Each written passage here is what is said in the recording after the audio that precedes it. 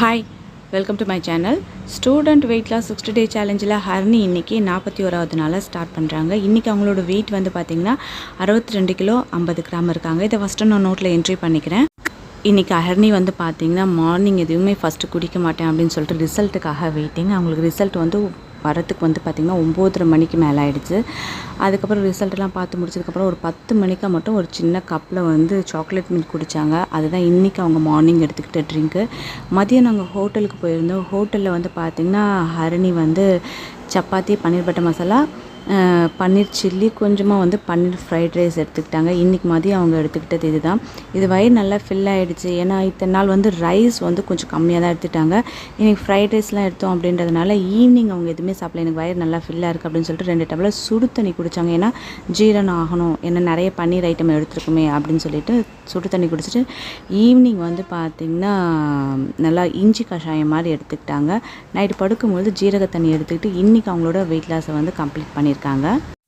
வீட்டில் சாப்பிடாம நம்ம வெளியே சாப்பிடும்பொழுது அந்த ஃபுட்டு வந்து கண்டிப்பாக ஹெல்த்தியானது அப்படின்னு சொல்லவே முடியாது. நீங்கள் எவ்வளோ பெரிய ஹோட்டல் போனாலும் டேஸ்ட்டுக்காக கண்டிப்பாக அதில் வந்து அஜினோமோட்டோ அப்படின்றது கண்டிப்பாக சேர்ப்பாங்க. அதை நீங்கள் எப்படி கண்டுபிடிக்கலான்னு பார்த்தீங்கன்னா, நீங்கள் வீட்டில் நார்மலாக சாப்பிடும் பொழுது உங்களுக்கு வந்து தண்ணி தாகத்தை தவிர்த்து நார்மலாக உங்களுக்கு வந்து வாய் வறண்டு போகாது.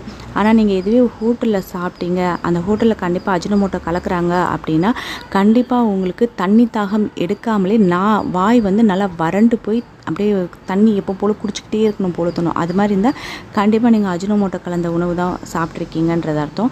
அதனால் எப்படியாப்பட்ட ஹோட்டல்லையும் வந்து அவங்களோட உணவை நம்ம விரும்பி சாப்பிடணும் அப்படின்றதுக்காக கண்டிப்பாக அஜினோமோட்டோ போடுவாங்க.